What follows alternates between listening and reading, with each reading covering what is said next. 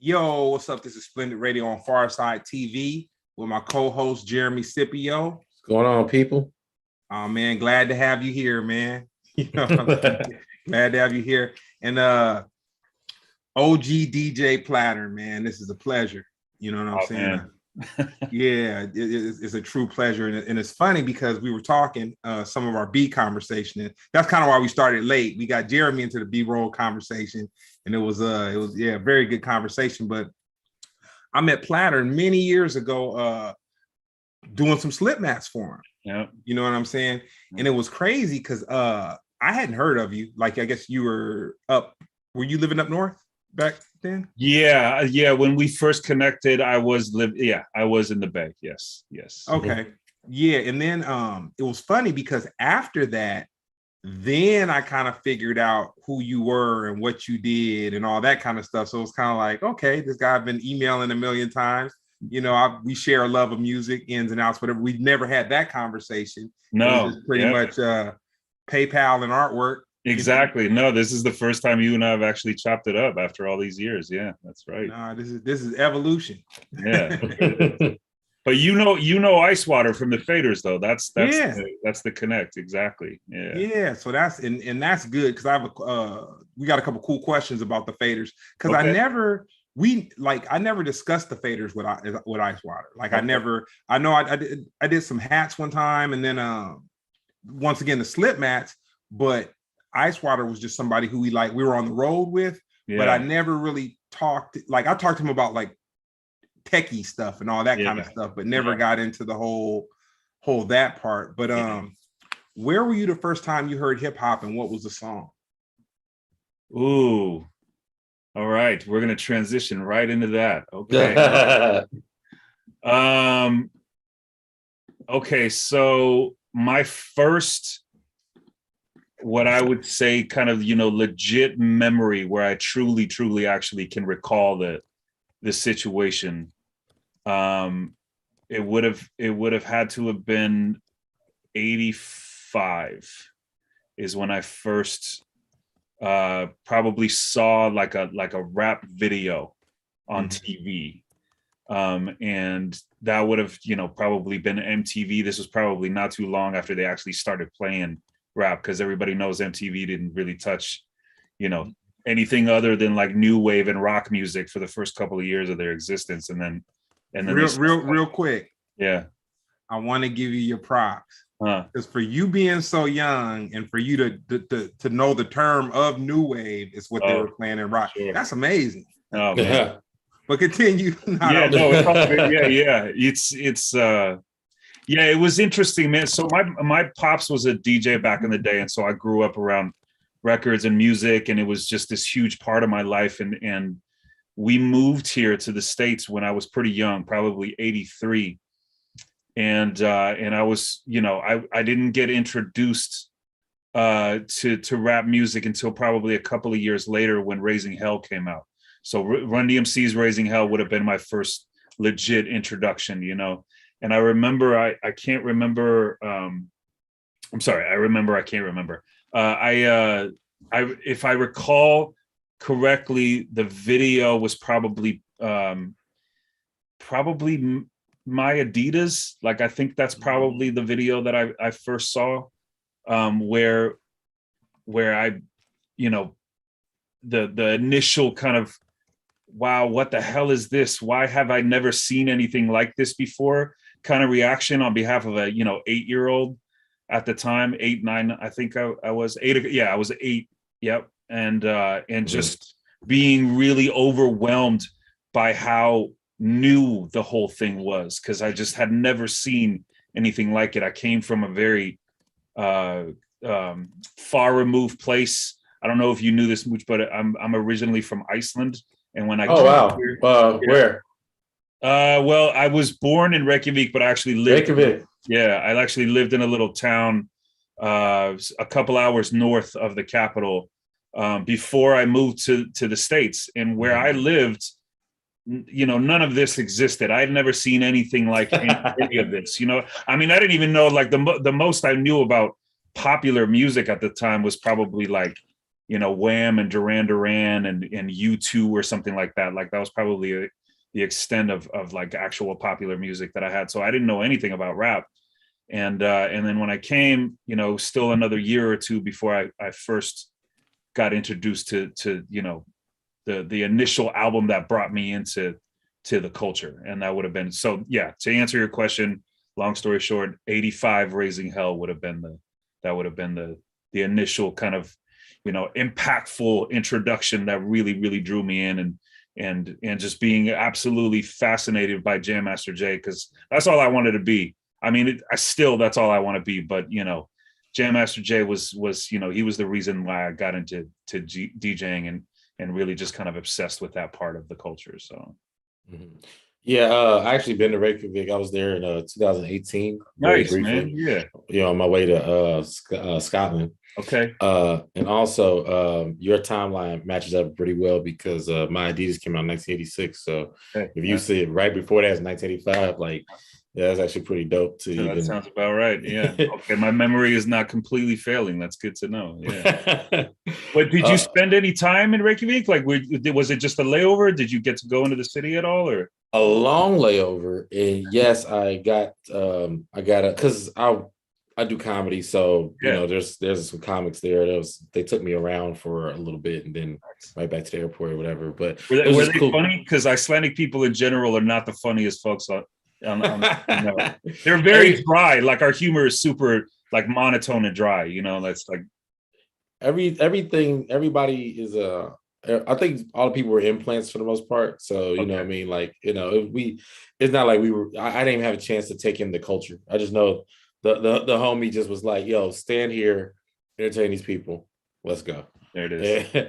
But I just know it's not what I thought it was going to be, but it was still cold as fuck. So. Yeah, of course. Absolutely. What's your favorite hip hop movie?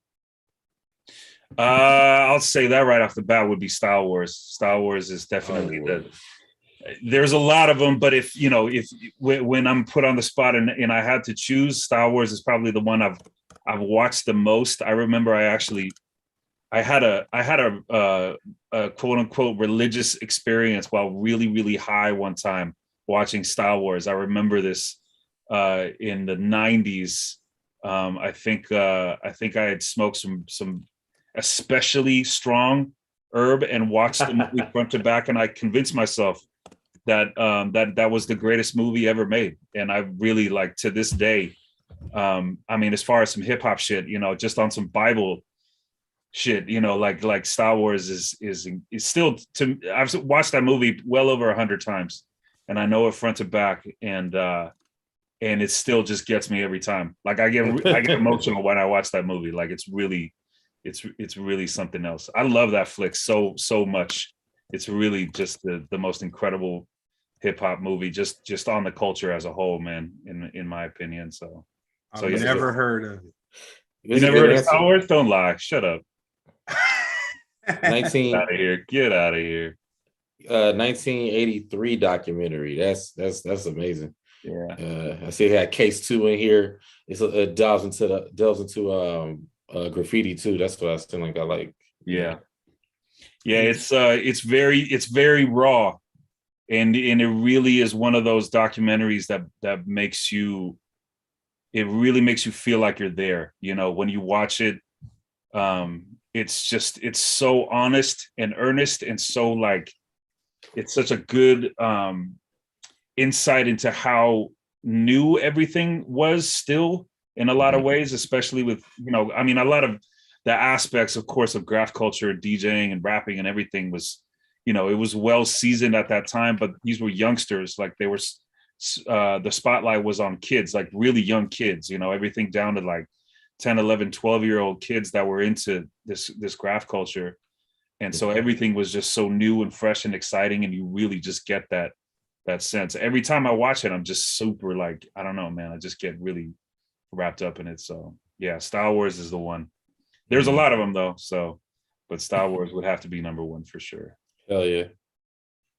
To spin the record back real quick, Run DMC was a pretty dope start to hip hop, man. And for me, like Run DMC and Jam Master Jay, like they taught us fashion, they taught us swag, they taught us, it was just like so much, like not only with the rapping and the cutting and DJing by Jam Master Jay, Run DMC, they were just powerful. It was just like when you saw them perform without breakdancing and graffiti, there was just so much going on with Jay cutting and them being like, I had never seen anything like it before. Like I'd heard rap before, but Run DMC just kind of like you know, it just kind of took me over the top.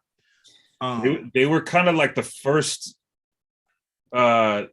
They were the first group that could really command like arena style music and rap, you know what I mean? Like before that, obviously there were performances and tours in the whole nine, but these cats could entertain a crowd of, you know, 50, 60,000 people with just prowess and energy, you know what I mean? Like, and it was crazy. It's just like you said, just the two of them and the turntables, and that was it. That was the show. But they were energy, and the music obviously was everything, you know, and just how they went back and forth with each other, man, was just, it was really something else, man. I just, like I said earlier, I just remember you're just so enamored by how exciting it is, especially when you have never seen anything like that before, because it's just got all the elements that you want, especially as a youngster, you know.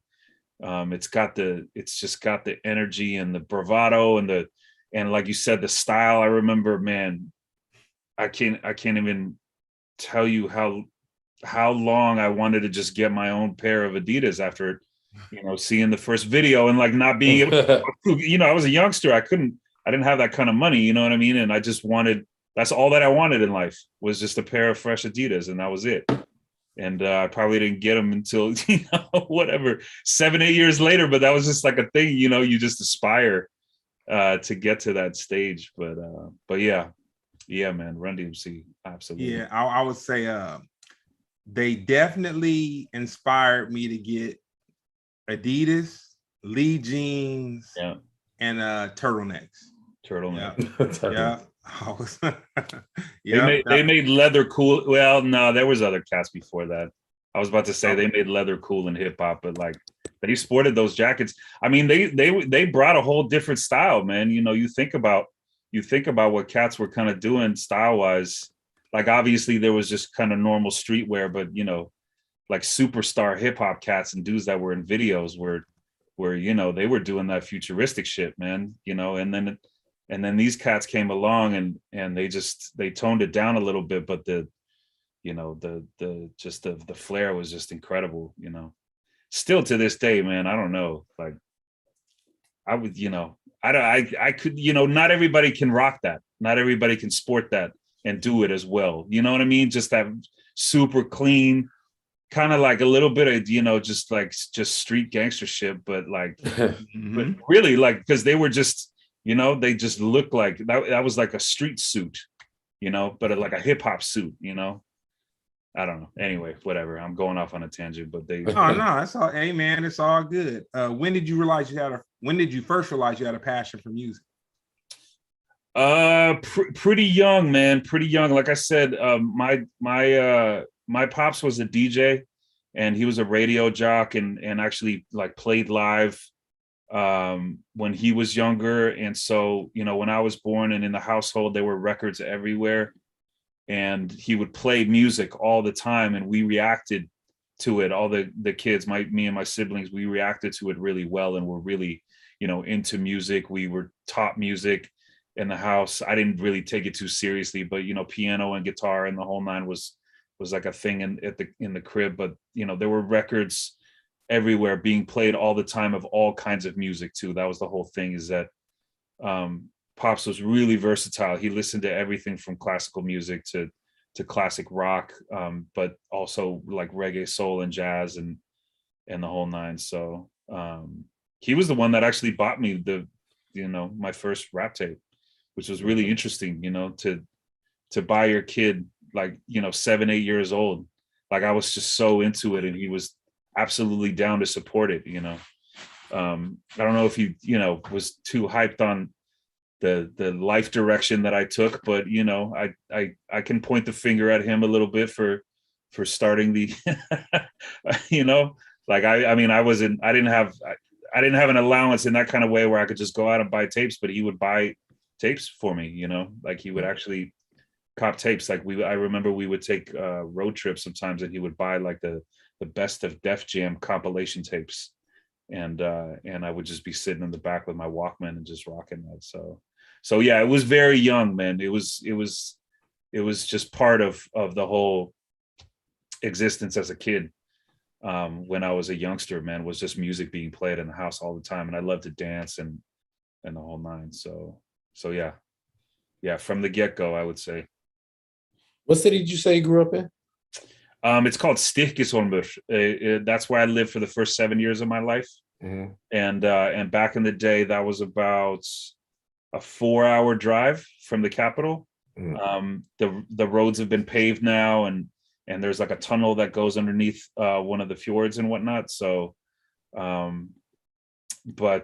back in the day, it was very, very far removed. It's not too harsh of a situation to get to at this stage. But what was the population? Oh man, less than 1,000 people. It was like a small neighborhood, tiny little fishing village, man. Like that's really where I came from. I came to the States, and I had never seen anything. Like we didn't have a TV. There was no movie theater. I didn't know anything about anything except for just books that I read. And I just played outside as a kid up until we moved to the Bay when I was 7, and just the whole world completely opened up, it's a trip when you think about it, to come from such meager beginnings. So, mm-hmm. Yeah. What music was popping when you were in middle school? Probably mostly, like I remember my sister listened to a lot of Madonna. And so that was just, everywhere. Obviously she was the biggest shit in the 80s. And I remember, like Wham and U2 and Queen. Queen was huge. And then what little rap music you could slide in there. Like, I mean, obviously I wasn't, tied into any kind of underground stuff. Like it was really just like the big acts at the time. I remember, the first Beastie Boys album was massive when I was in grade school. That was a huge thing.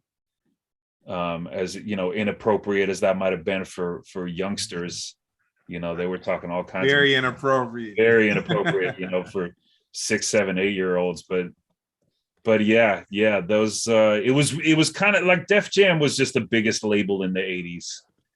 So all of their music was everywhere. Their videos were everywhere. You could get their music all over the place. And so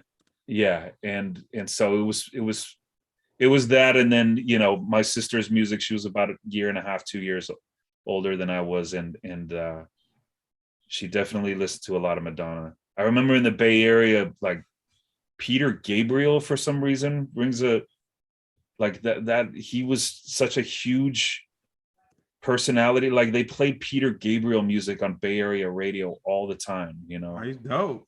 Yeah. And Peter Gabriel was, he was legit, man. Like that dude had a little bit of soul in him for sure. But I remember, Didn't he walk away from a really huge group? I want to say he was in, what group was he in? Looking right now. Yeah. Genesis? Was he? No, that was okay. Phil Collins. Phil Collins was in Genesis. Yeah. The Genesis? You say he walked away from it? Yeah, he was in one of those huge groups and he walked away and he did his solo thing. Solo, yep. Peter Gabriel albums. Yeah, that's exactly what happened. Yeah. Yeah, no, he did Shock the Monkey. Yeah, Shock the Monkey. Absolutely. That was a dope joint. I mean, obviously, Sledgehammer or whatever. I don't know. Oh, no. That was one. Yeah, that was a pretty dope one. He had some pipes, man. That dude could sing for sure. I say here, Sledgehammer, Big Time, Don't Give Up. Big Time, yeah. Big Time was a good joint. Invisible Touch. That was with the group. Let me see. He was the only one that went solo. Yeah, I just literally looked it up. I don't know anything about this dude. Yeah. No. I mean, Phil, he hasn't, he hasn't been around for a long time. Is he still alive? That's a good question. He is still alive. He's got to be pretty old at this stage, man. He's got to be in his 70s. He is 71. Yeah, there it is. Oh, that's not that old. Yeah, it's not too old. You know, the interesting thing is when you think of Genesis, you don't think of soul music, but Phil Collins kind of had a soulful voice, I guess. Yeah, he could do that. You think about what these cats like. You really got to consider what these dudes grew up listening to. I mean, every single one of those guys of that generation that were, relatively young, but still had quite a bit of life experience already under their belt. That they grew up listening to just Motown all the time. If they were interested in anything other than, whatever, like rock and classical music that, their white parents might've been playing them in the household, a lot of it would have been Motown. Like that's just like the immediate thing. Right. And you listen to Phil Collins did Motown covers. Like he did a Supremes cover. He did You Can't Hurry Love, and it's actually like, on some, singing, it's definitely an 80s version of it. It might not hold the test of time as well as the original, but he's singing, and he's doing it, and he's got range, and he's definitely not Marvin Gaye, but he's got range, he's got pipes, like he can definitely blow for sure. And then he was a dope drummer too. Phil Collins was a really dope drummer. Yeah, real dope drummer. Yeah. So we have a live chat that's been going on like literally as soon as we started the interview, because we're on YouTube, whatever. Yeah. They chime in a few times. I asked them if they have any questions. One of the main questions that was asked by Ben Frank: do you believe that music has healing properties? Oh, that's a really good question. Yes, I absolutely do. I think music has the ability to really bring you a sense of peace when there's turmoil in your life, so as far as healing goes, I really do think that music has the power to calm, and it doesn't have to be calm music in order for that to happen, but different music does different things for different people, of course, but like some cats, somebody might feel a little stressed out or angry or whatever, and they might throw on some like crazy death metal or something like that, and it'll actually help calm them down, and that might seem like a far-fetched idea to some, because that kind of music is so aggro, and pent up and everything, but it's different things. Like you don't have to listen to like ambient music in order to mellow out. You don't have to listen to like chill reggae music in order for it to bring you down a notch and whatnot. And I think that kind of speaks to the power of how any kind of music can really do good for anyone. It really does. Like for me, when I really need to get some perspective, like say I had a shitty day or whatever, or like I just need, something to kind of take me out of my current headspace. Like I just want to listen to Blue Note. Like that's it. Like I just want to go back to Blue Note and listen to, Lou Donaldson or Bobby Humphrey or something like that. Like that's the kind of music that I really lean towards when I need to kind of get out of my own head. And so I think I think 100% music can really do wonders for people. I mean, like the whole thing that trips me out, one of the things they talk about that helps people with dementia and snaps people out of like extreme memory loss and whatnot is music. That's like the number one thing that evokes certain things in people, even if their mind is kind of gone. For elderly folks, man, like they play music to help them out in a lot of ways, like to bring down, if you're I have some experience with this, but like elderly people with dementia, they might get really restless because they're frustrated at the fact that they can't, remember certain things or whatever the case may be, and they play music to help calm them down, and it brings back certain feelings of emotion that help mellow you out, and that's just that alone, the fact that music can be kind of like the one thing that you can pull out of people's minds even after their memories are gone. That's some shit right there, Mm-hmm. That's pretty powerful. I would say that's Mm-hmm. it's medicine, man. It really is, Yeah, Phil Collins in the Air of the Night makes me depressed.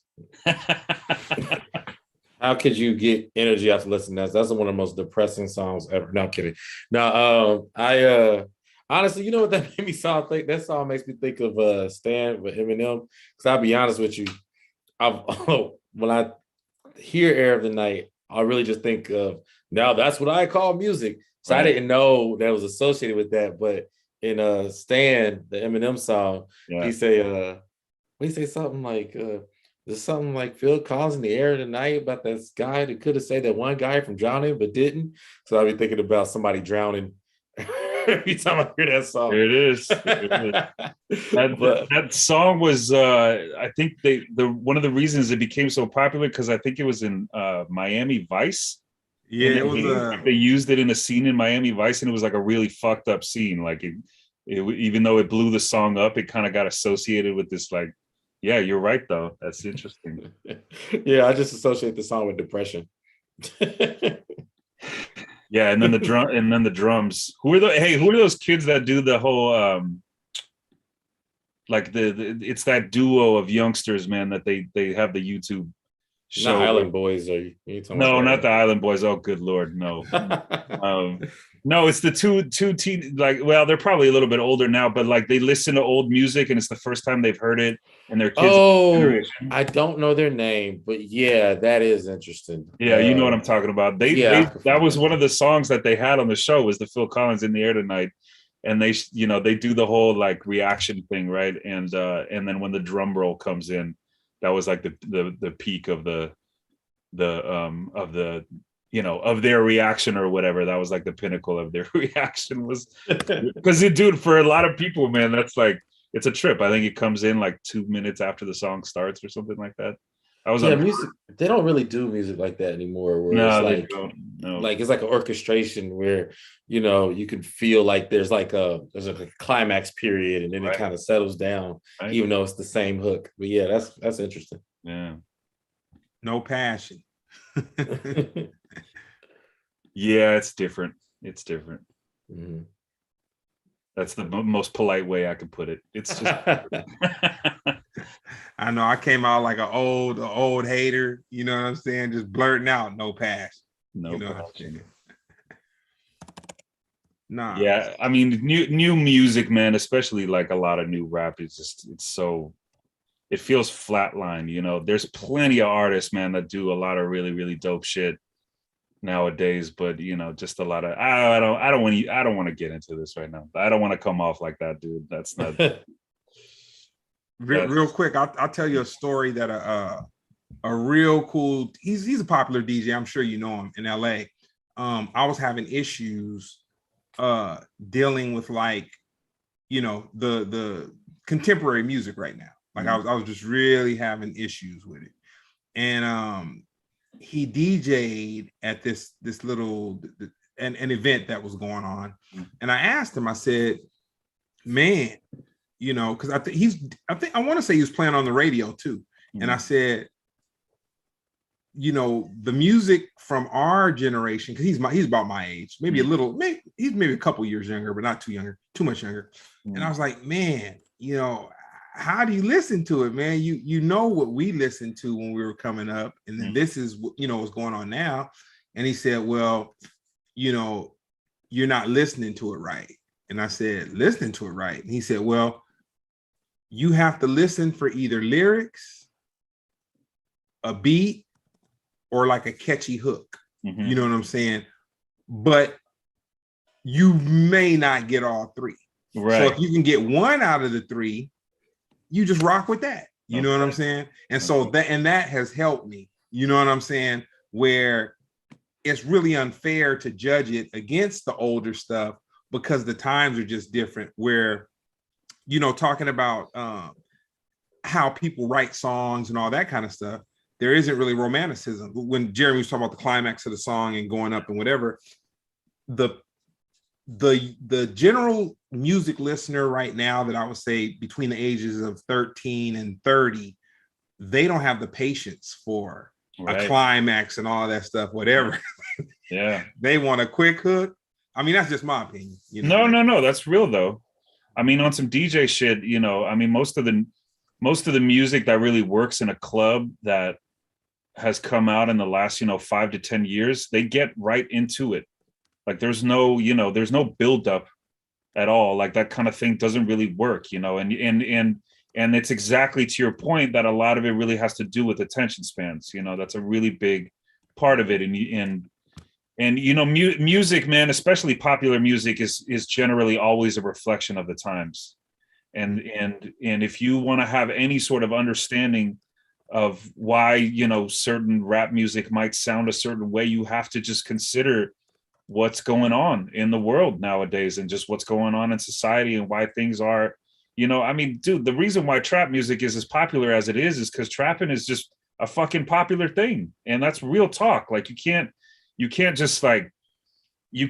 just sit there and say, oh, they're just, glamorizing like one aspect of one thing. Like this is just real life for a lot of these, youngsters, man. Like this is what they know. This is real life for a lot of them. And yeah, of course, there's the glamorizing aspect, where, cats want to kind of fake the funk and pretend like they got, money that they don't have or are living a lifestyle that, they don't know anything about. But, the real reality is that popular music is it's always a reflection of what's really going on right now. And, and then you have the other thing. You have the other things like you have young people like Kendrick that are coming at it from a much more introspective viewpoint. You know what I'm saying? Like it's not just this like completely surface. Kendrick gets deep, right? Like he really approaches his music and his art from the back to the front versus the front to the back kind of thing. He really comes at it from a cerebral place and whatnot. And yeah, and there's other cats that are out there, that are doing that right too. But anyway, yeah, I honestly don't know enough about the new stuff besides what I like. And Kendrick is king as far as I'm concerned. Like he's really carried the torch as far as just like interesting hip hop music, for that generation coming up. Like he really, in my opinion, is I wish cats would take more notes from that dude.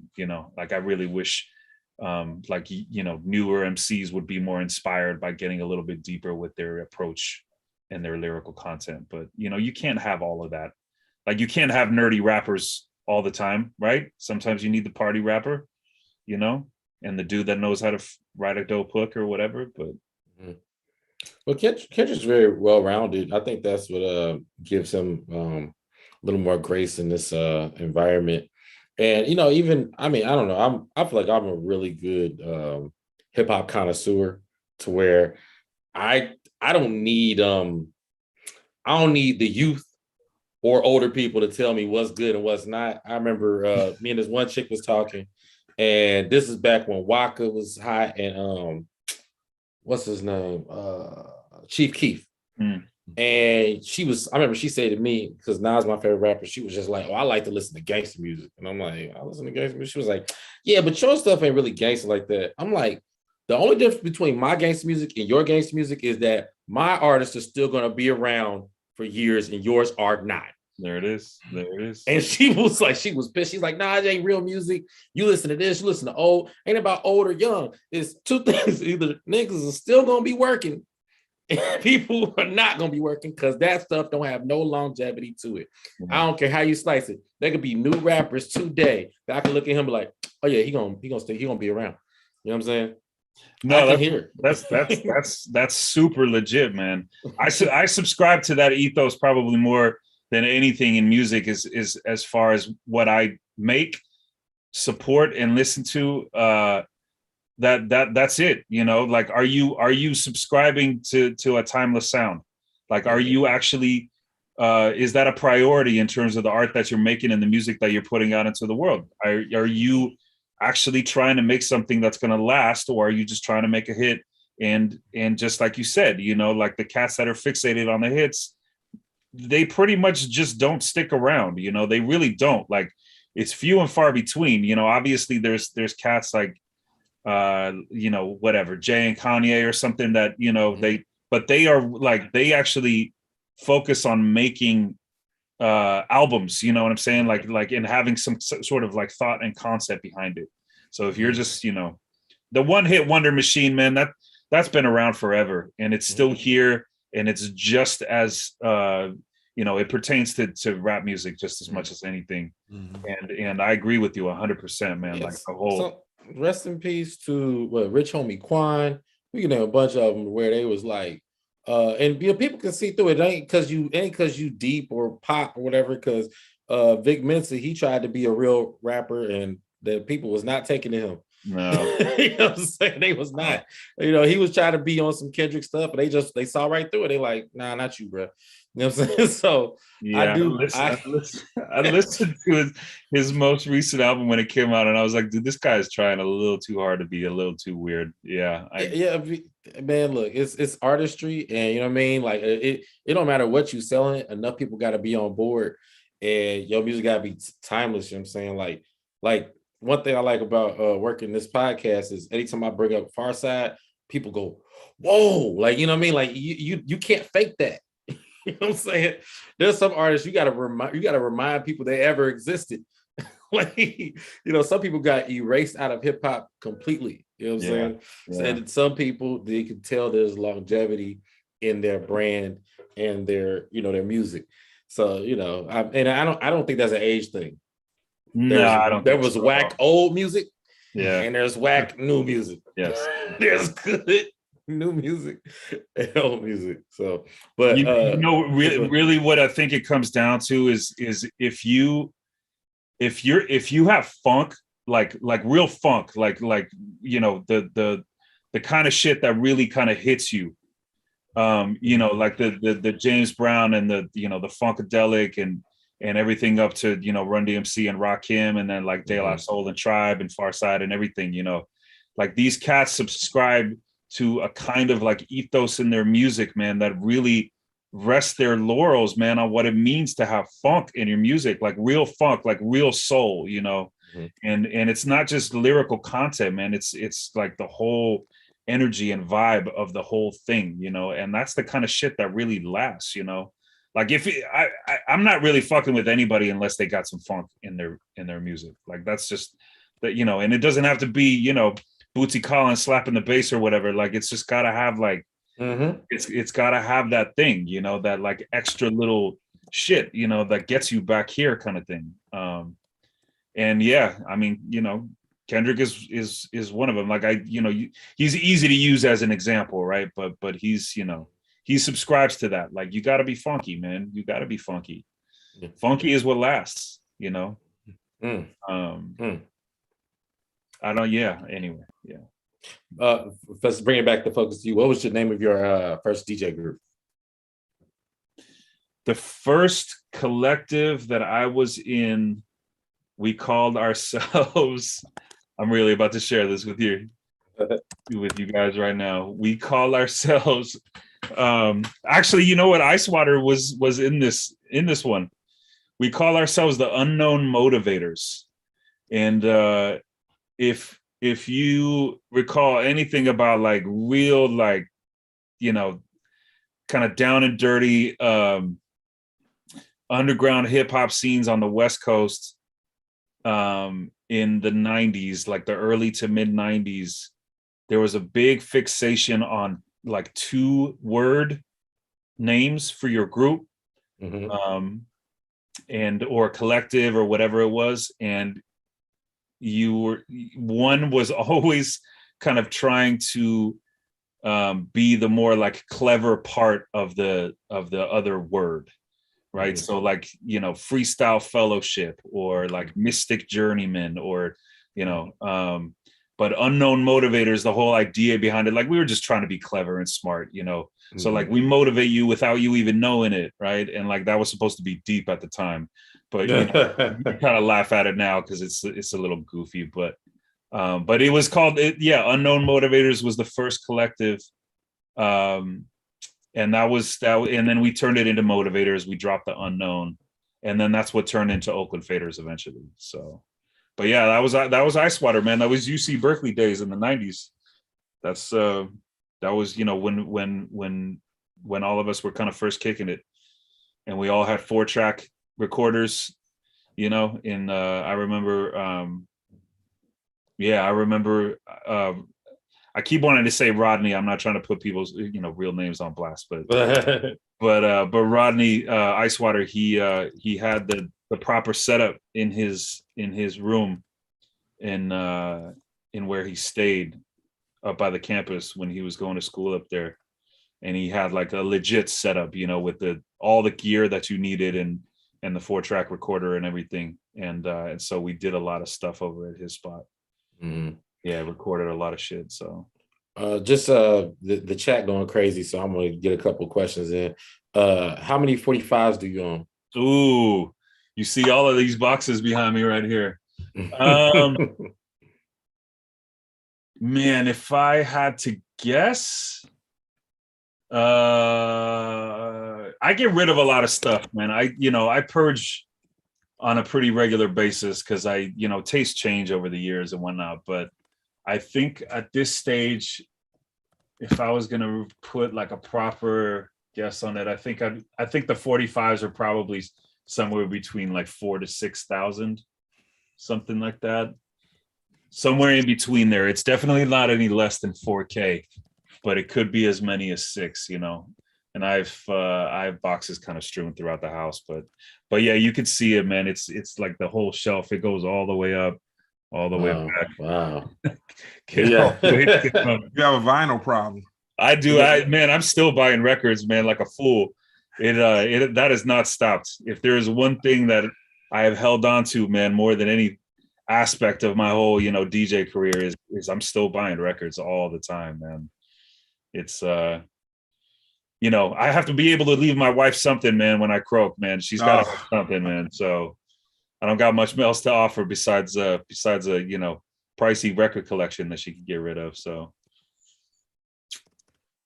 yeah, record stores don't really have 4-5s no more. So I think the reason why, because you got them all. me and all the cats that I fuck with, man. Me and all the 45 DJs. It's a trip, man. You know, vinyl is kind of bugged out, man, because it's retained its value over the decades, man. Like it's still very, it's still not only popular, but it's really valuable. Like the records, they garner a lot of money, man. It's insane, man. I mean, there's 45s that people are still after, very heavily out there that, you know, range from hundreds of dollars to thousands and thousands of dollars, you know. Like it's crazy, man. What's the rarest one you own? The rarest 45 that I own is probably some Icelandic shit. I have some Icelandic 45s that are worth quite a bit of money and are really, really hard to find. So stuff that I've had for a long time. I don't really live too much in like the ultra rare music world when it comes to wax. Like I definitely have some things, but do you have Do I Love You, Indeed I Do by Frank Wilson? No, did somebody ask that in the chat? Nah, I just would like it because it's worth $37,000. But if you could just let me, actually, what am I talking about? I think it's worth $2, but let me hold it. Oh, okay. And just shoot me your address. Shoot me your address. DM me your address right now. I'll see if I got it. If so, I'll let it go for sure. For having me on the show. Yeah. I just, if you have that, it's 37K. Yeah. You don't need that one. Man, I don't need that. I don't need to pay off all of my debt at all right now.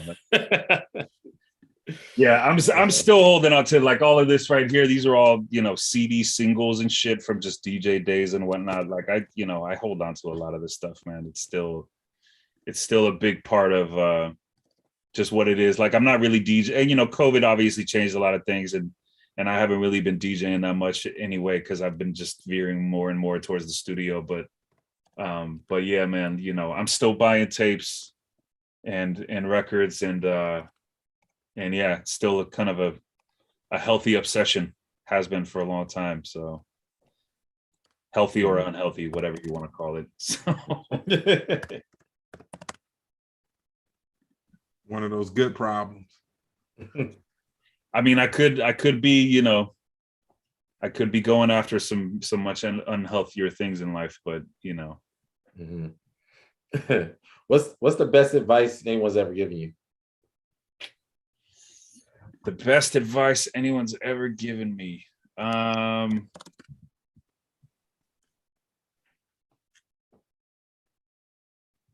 Man, I can give you one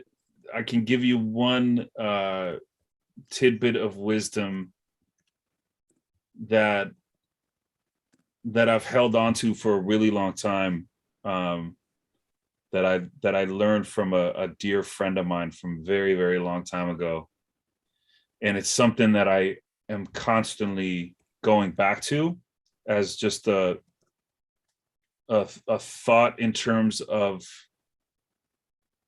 feeling, I guess, you know, worthwhile and good as a citizen of this planet.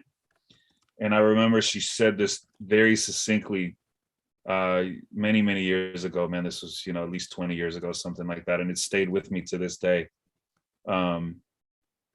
She basically explained that anytime you're feeling kind of overwhelmed about you know, the impact and the good that you want to be able to have and, you know, help resonate with your surroundings, the number one thing that you can do and really should do, because it's a much more of a realistic kind of take on the situation, is just concentrate on your small corner of the world in terms of the good that you can do.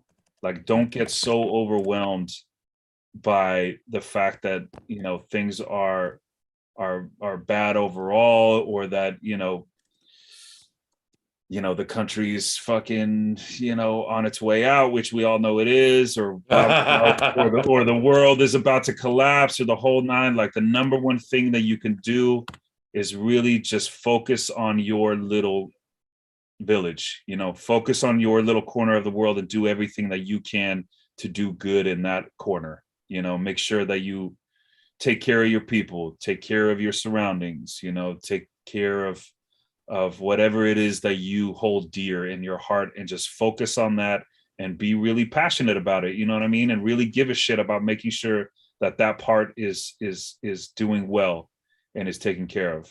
And don't get too, you know, overwhelmed or obsessed by the bigger picture. You know what I'm saying? Like, just do good for yourself. And that doesn't mean that you can't go out and you know, make an effort to do bigger and better things in the world. But, you know, that should be your number one priority. Like, make sure that your home, that your house is taken care of before you worry about the rest, you know? So she brought that to my attention, like, you know, helped me with that perspective when I was feeling especially overwhelmed during a certain time in my life. And that's really, like, helped me to this day. I just, you know, I'm much more adamant and passionate about making sure that you know, the people that are closest to me and dearest to me are good, you know, and taken care of, and have what it is that they need, both, you know, as a friend, as a husband, as a, you know, the whole nine. So how did the concept for 45 sessions come to be? 45 sessions basically was just that was a little party that we started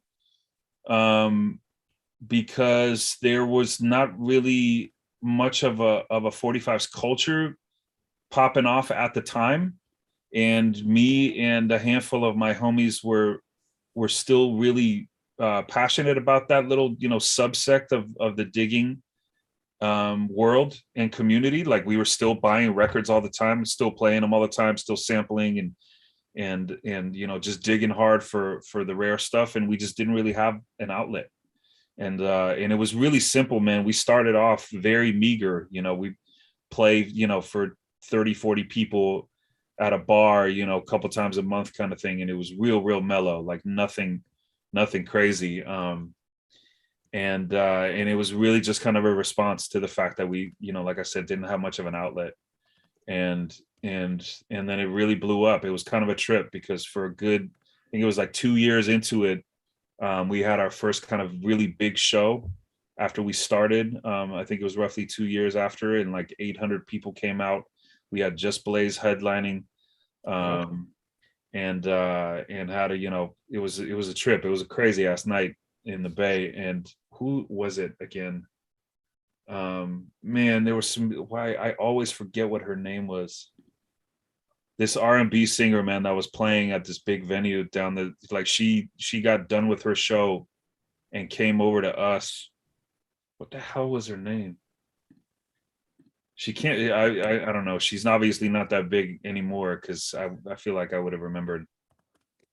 She had some hits though. Anyway, whatever, man. She came through and it was a hell of a night. But this was 2 years after we started, and then for a good 5, 6 years or so after that, basically before COVID hit, maybe a little bit before COVID hit, we had monthly jams going on that brought hundreds and hundreds and hundreds of people out every time. We did a couple of events. We would do like one very big event every year called the Winter Sessions, and that would sometimes bring out upwards of 1,000 people, and that's a lot for a vinyl party.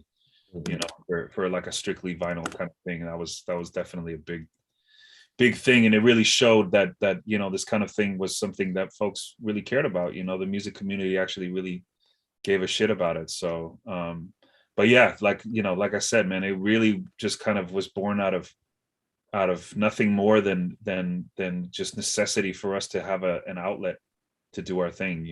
It really wasn't more than anything for us at the time. So and we're still kind of here. Again, I keep reverting to the fact that COVID changed everything for DJs. And hopefully things will start shifting a little bit this year. You just never know. Obviously, there's no predicting at all how any of this is going to go, but it's just kind of a trip, man. It just changed the whole game, man, for live DJing in group settings and whatnot. So yeah, we'll see. I have this question.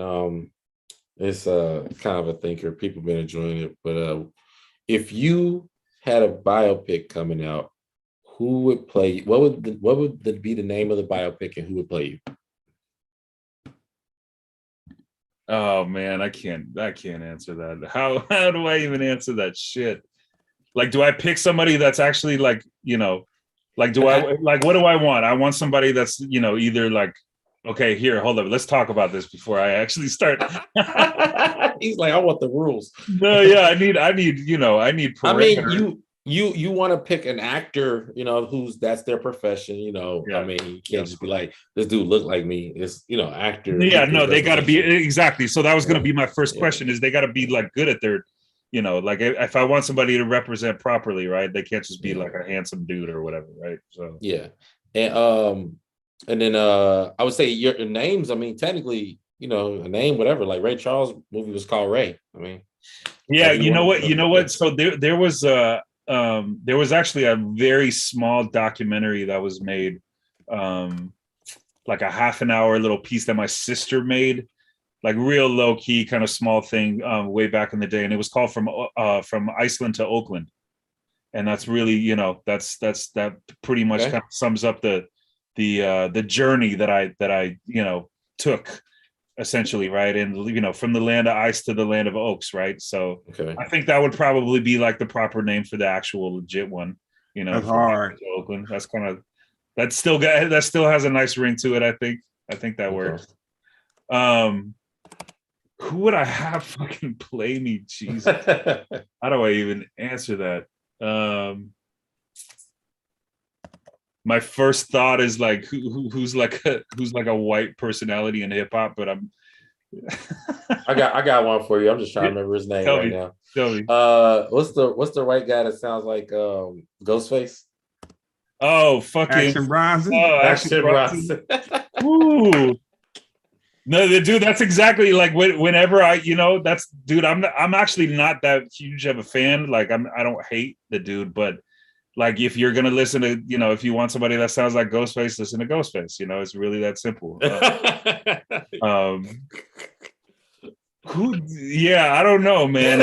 A lot of the white personalities in hip hop, though, man. I'm just like, I come from the old school, man, and a lot of these cats are just, they're cornballs to me. Like, like I would never pick somebody that's like a newer or like a newer personality in rap music. You know what I'm saying? Like, hey, somebody in the group said Iceland to Oakland. Is he holding a fish on the cover? Yeah, yeah. That was the poster. That was like 20 years ago, though. Who the fuck? Oh, they just, dude. That was actually the poster. That was actually the poster. We did I remember we did a photo shoot for the poster, and I just had my hand up like this, and then they photoshopped a big ass fish, and I had a turntable in one arm and then a fish in the other. That was really the poster, like no lie. So they either saw it or they just nailed it. That's. Yeah, man. You never know, man. It's the chat be smart, bro. That's hella funny. That's hella funny. Yeah, I don't know. I mean, it wouldn't I wouldn't pick some cornball like fucking Machine Gun Kelly or whatever. No. Nothing like that would be the appropriate move. I'm trying to think of like actors that I think are actually like, legit cats. Maybe from I don't know. Actually, Bronson might be a good actor. I think he's done rapping for real. Yeah. I think his career is over. So he might convert into. let's call it. We'll call it. We'll say Action Bronson. That's who's gonna do it. They're gonna have to cut his hair a little bit. Maybe bring the beard down a little. Maybe tuck his gut in a little bit. I think he lost weight. I mean, not to be. I'm just looking at. Yeah, he lost weight. No, he did actually lose weight. He did. But he bulked up though because he's weightless. He lost 127 pounds. Bro. Damn, yeah. Really? Wow. Man, no, this picture, bro. I wish I could bring this in. This picture actually looks similar to you, dog. I ain't trying. He's buff. He lifts weights. He doesn't lift weight to burn fat. He lifts weights like a big. Damn. Yeah, he bulked up. I was joking, but now I feel like I nailed it for real, bro. I'll take it. If you look it up, he got a yogi shirt on, bro. He don't even look like himself no more. Damn, bro. That's crazy. Wow, that's a trip. All right, we'll take it. Action Bronson from Oakland to Iceland, featuring Action Bronson. Hey. Or from Iceland to Oakland. Sorry, yeah. Iceland to Oakland. Let's get it. So from the semi-squareness of Iceland to the very roundness of Oakland. Mm-hmm. You know what I'm saying? And when I say round, I mean no tread on the tire, ball slipping and sliding all over the place. We have this part of the podcast called the Monkey Hustle. Okay. And basically, one of our friends, it was inspired by one of our friends. He got hustled in 2021. Yeah, 2021. And it was kind of amazing to me how it all folded, because when it happened, he was trying to explain it to me, and I just couldn't grasp it. Like I just had no it wasn't that he wasn't capable of articulating it to me. For one, I was kind of I found out very early in the morning, and I was kind of incoherent to that. But then he tried to explain it to me, and then I called another one of my friends, and then I got the two of them on the phone together. And when I just heard, and the friend had experienced it too. Oh, wow. So when I heard the two of them talking, I was just like, "Where have I been?" Like it was incredible to me. So we have this part of the show called the Monkey Hustle Chronicles, and so my Monkey Hustle this is one of 3 $500 bricks. So it was a camcorder before I peeled the paper off of it, and it turned into this brick that I'm holding right here. So since you've been across the water, what has been the craziest monkey hustle that you've experienced or that you've seen somebody experience, where somebody just ran game on them? Like it was amazing and graceful the way it went down. I feel it. Okay. All right. So I live in this record world, and it's a viable and veritable one for a lot of people. And it's a business that a lot of people make their living off of and have for a long time. I mean, obviously there's record stores, and there's, stores like Amoeba, for instance, that I used to work at back in the day, that have been around for a long time, and they've made the record hustle or the music selling hustle a real thing, that's withstood the test of time for them, even though that streaming has come along and blah, blah, blah. So one thing that we used to experience a lot when I was working, and I've worked on and off for record stores, either as an employee or a little bit here and there, helping some stores out quite a bit for the last 20 years or so. And Amoeba was actually my last day job. That was the last day job that I had, and I quit in 2007. So I've just been doing music ever since. But so one of the things that was really interesting was when I was working at Amoeba, we would have these cats that would come, and they would basically, in so many words, they would kind of hustle the store. And the way that they would do that is their whole approach was they would come in and they would spend a lot of money. They had a relationship with the store, and so they were doing this for years. They would come in and they would spend a lot of money, and they would buy a lot of records, right? So they would come in and they got the royal treatment, and they would usually come for a couple days at a time and spend a bunch of time in our processing department and the whole nine. This is gonna get good, trust me. I know this is kind of long. Rocking with you. But because they spend a lot of time and a lot of money, we would let them into areas that your normal person that was coming to buy music, we knew the deal. They were going to spend a lot of money doing this, right? And so they would do that. They would come in a couple days at a time, usually spend like a whole day, go through all of our shit, and they would spend a lot of money on a lot of shit, right? And so what we really didn't realize is that they were taking the stuff that they were buying, and they were either putting it online, like very early eBay days, or they would take it to other parts of the world and sell it for substantially more money than when we were actually selling it to them for. Mm-hmm. And it was crazy because when we actually came across this and realized that this was the hustle, because they didn't really know, the managers and the people that were letting him in and everybody that was giving him permission to come in and do this, they had no idea that they were flipping this stuff from 4 to 6 times as much as what they were actually paying it for.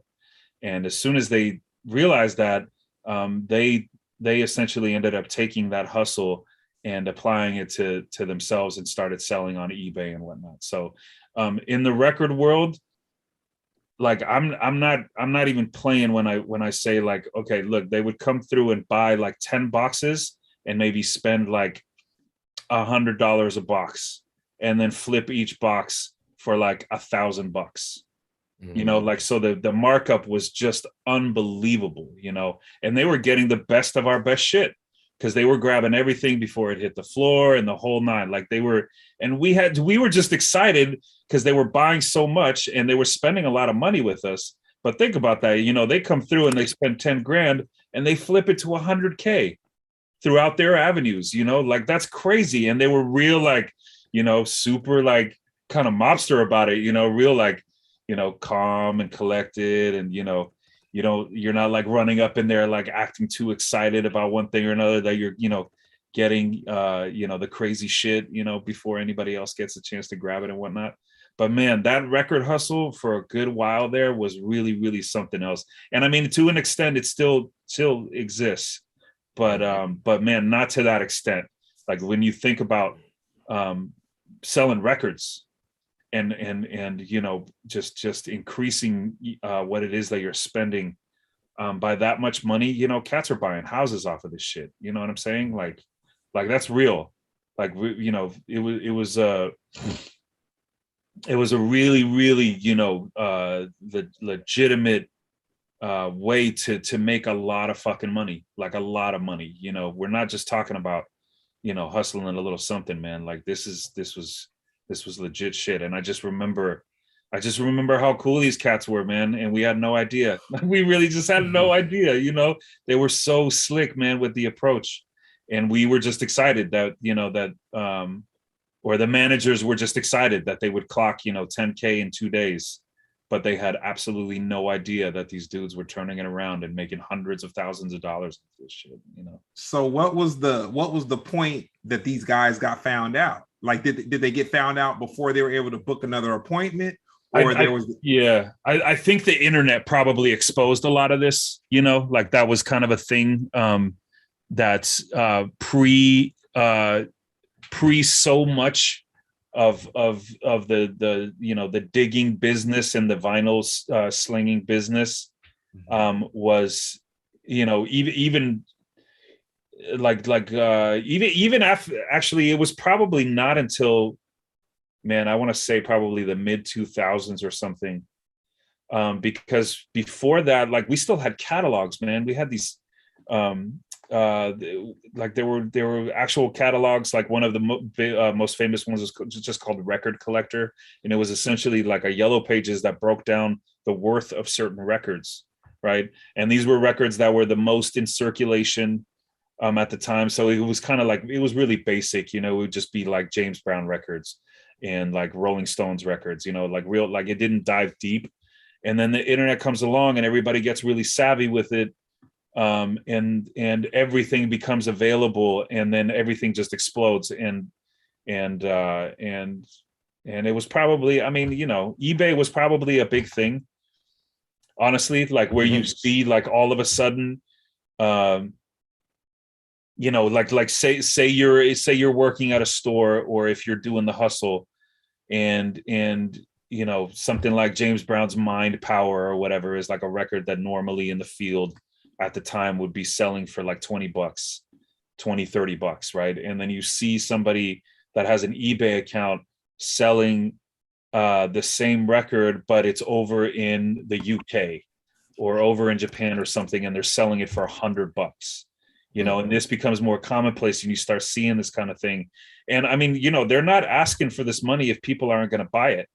Like these records were selling, and cats were actually buying it because James Brown's Mind Power isn't available everywhere the way that it would be, say, in the Bay or LA or, in the US or something like that. But I think, to answer your question, I think the internet is and everything just becoming so much more exposed really was like a big, that was like a big part of the whole thing of just kind of blowing up. But there's only so much you can get away with now, like even now it's just like really like it's a real thing. Like if you're really going to come up in like the music ephemera game, with tapes and even CDs and vinyl and everything, like it's very rare that something is like crazy. Like everybody kind of knows what they have now, it's very rare that you come across some super valuable shit for nothing. That's not really, The chat wants to know, is there a beat or a song that like you love, like it just drives you crazy?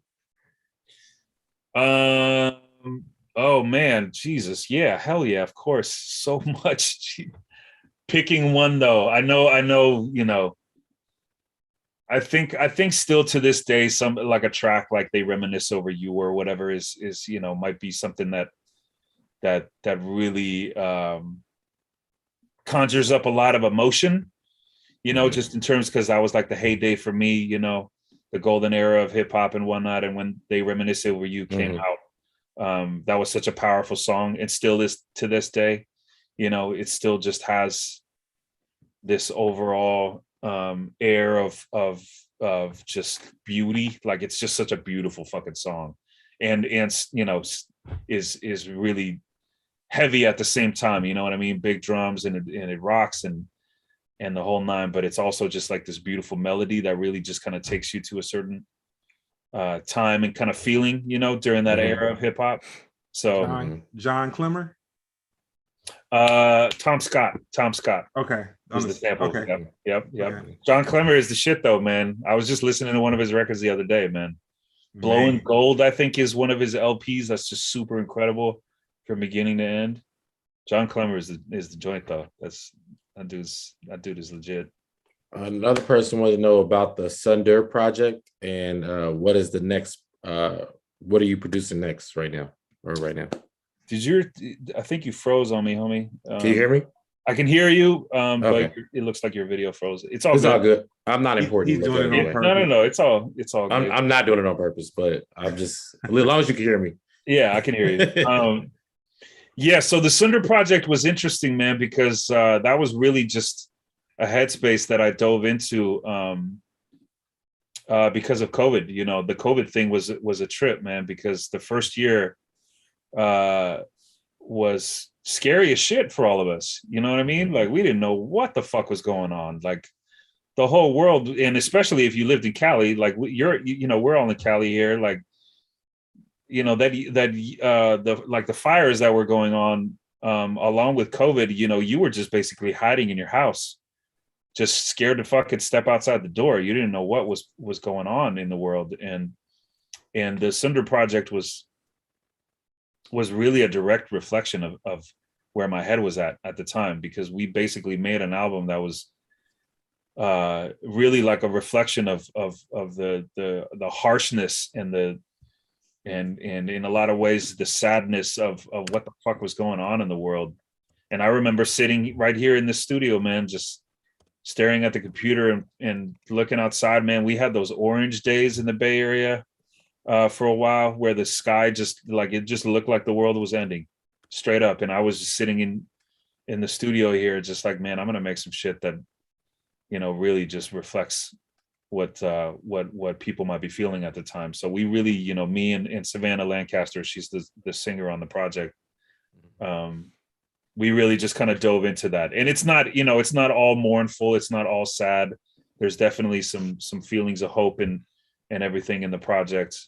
But it was very much a reflection of just the uncertainty and kind of like the fucking scariness, man, of everything that was happening at the time.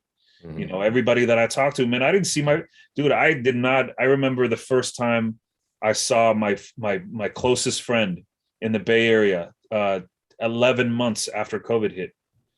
Like 11 months, I did not see anybody, man. My mother-in-law was living here with us for a while, and we couldn't fuck around. We couldn't do anything. We weren't going anywhere. We just stayed inside the house, and it was fucking weird. I can't put it any other way, man. So it was really like that whole project, man, was such an encapsulation of everything that we were going through at the time. So, but the next project, to answer that question, I'm very melody based. I'm not trying to make slaps. I don't make club music. I do fuck with MCs, but most of the music that I'm making nowadays is very much in the vein of kind of like more like a cinematic feel, I guess. Making stuff that works really well with visuals. And so the next project that I've coming out of, I have a handful of things that are going to drop this year. One of them is going to be a solo album of music that is kind of in the vein, but is a little bit more. It's less for vocalists. It's just more like an interesting instrumental album that's all sample based with some synth work and and just funky drums and the whole nine. So that's the main thing. And then I'm constantly working with the label that put out the Cinder Project and some other stuff of mine. They're called Needle to the Groove. They're down in San Jose. And we have some things in the works with them this year too. So, and then there's just, random shit. You can find all of my stuff on the website. There's links to all the, Bandcamp and all the random things, the random sources that I use to put the music out into the world. So how do you feel about Twitch? I liked it for a while. I tried it for a while. I bought all the gear. I still have this incredible, sexy setup right here, the whole nine, and I barely ever use it. I honestly, man, I kind of lost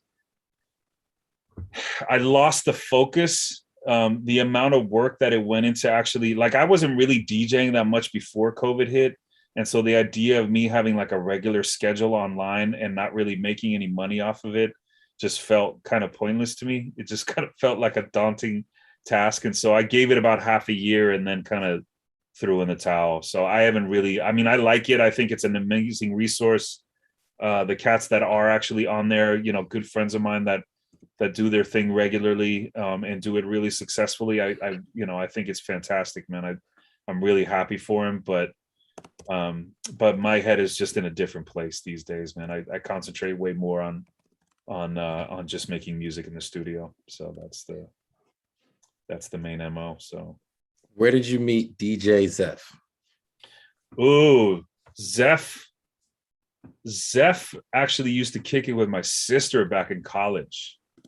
I don't think they ever had like a thing, but they might have that I didn't really know about. That's not unlikely, but we all used to kick it in the same circle.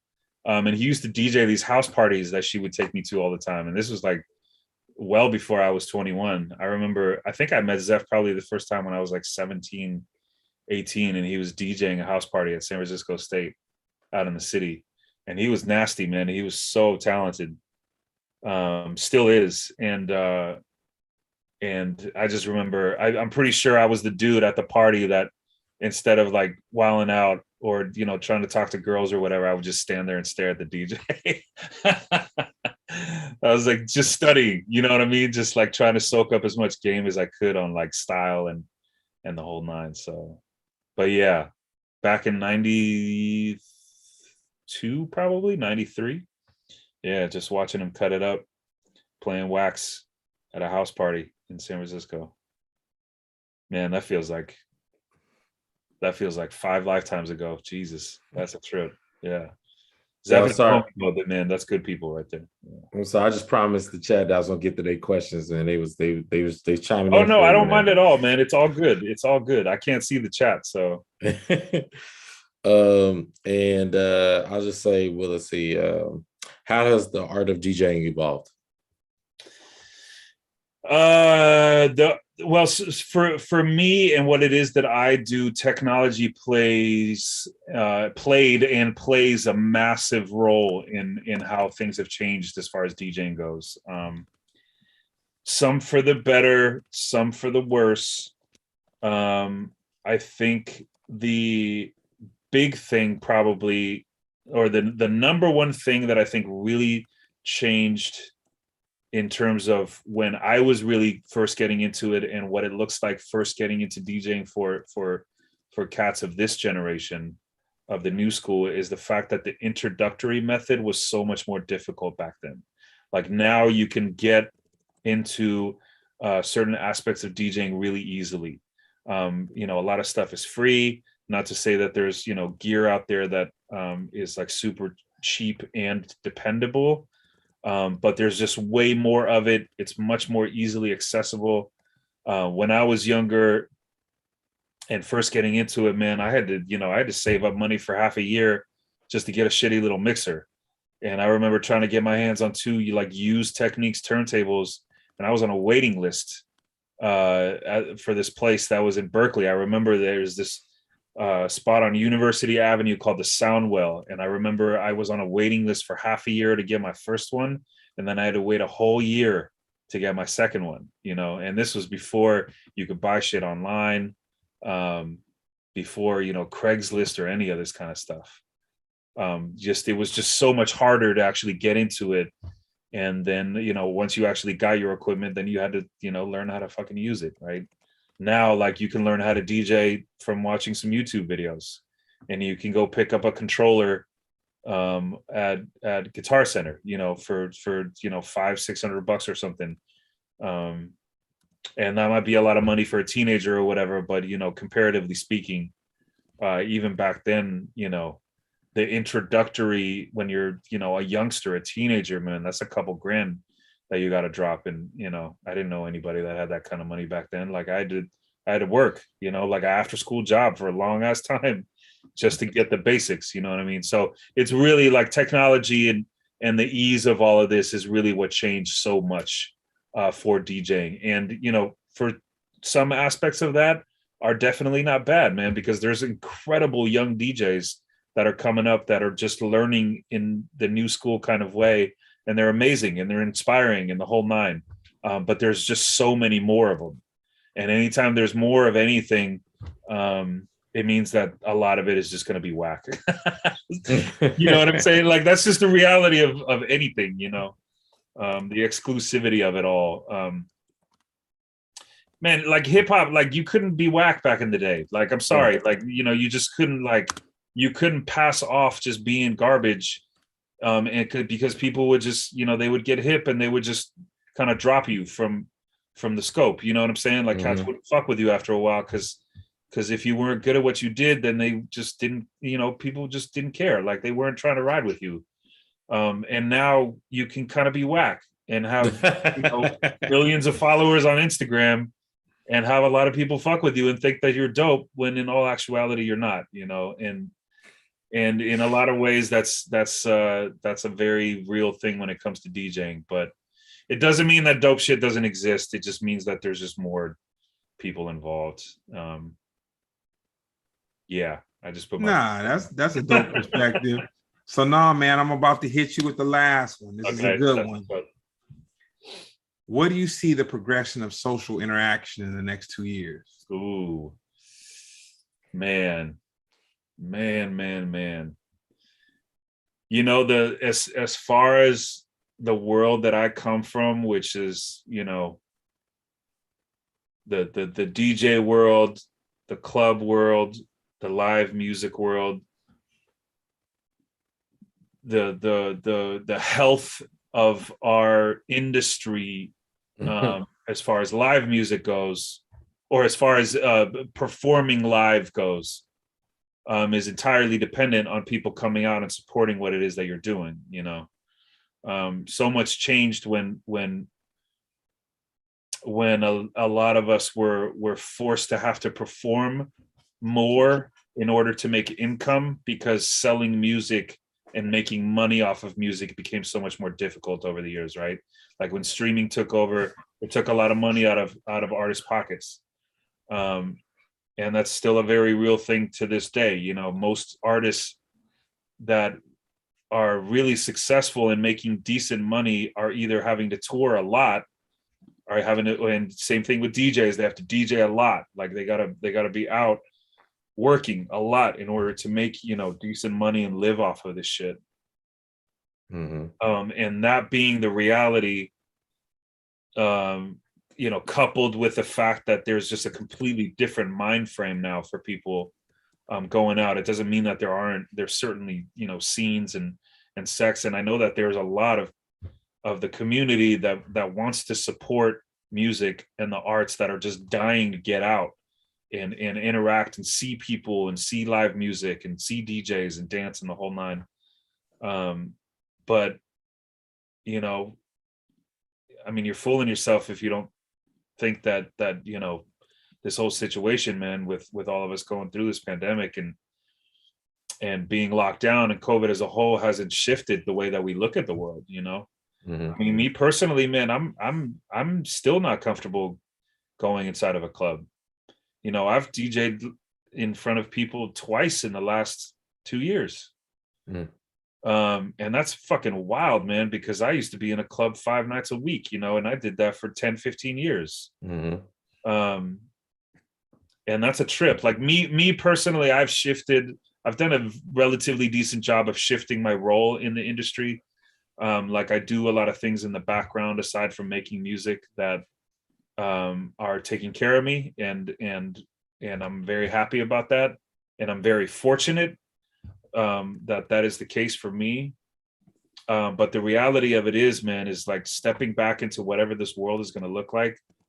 It's going to be rough, man. It's not going to be easy for a lot of cats. I've seen a lot of DJs. I've seen a lot of producers, a lot of people that are in my sect of the entertainment industry just back out completely during COVID. Like they were just like, fuck this, man. I can't do this. I can't depend on this. I can't depend on revenue that depends on people coming out to see me and support me and pay money when we don't even know what that's going to look like, and people are scared, and for the right reasons, man. 1 million fucking people have died in this country since COVID began. Over 5 million people have died from this shit worldwide. DJs and entertainment, everything. So like I remember, man, we talked about this a lot, me and a lot of the folks that I work with in the industry. It was fucking immediate. As soon as that first announcement of a lockdown, everything shut down and all of our income just disappeared immediately. Like it was just gone, everything. Every single fucking dime that was going into your pocket from DJing was just disappeared right away. And that kind of shit, that freaked people out, and for good reason. So it'll be really interesting to see. I know that nothing is ever going to go back to the way that it used to. It's but I just hope people I honestly really hope that coming back into whatever this is all going to look like, that people are a little bit more compassionate towards the reality of our, feeble existences.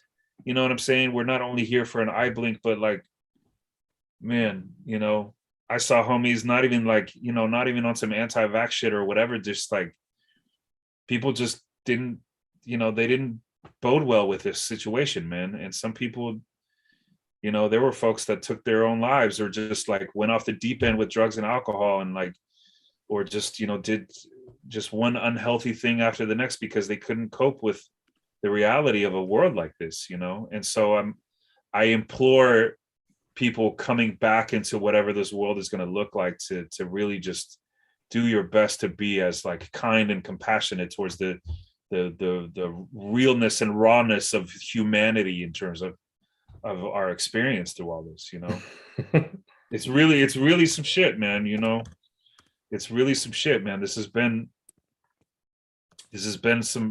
a very, very heavy experience for human beings, man. Like we're already sensitive creatures, and just to go through all of this, man, it's been some shit. So I don't know, man. I saw some hippie shit, but just try to love one another a little bit more, and not After all that, you gonna tell him he talked doomsday? Yeah, I know. After all that, just try to just be compassionate, man. I mean, fuck the Trump tards, but just try to be compassionate.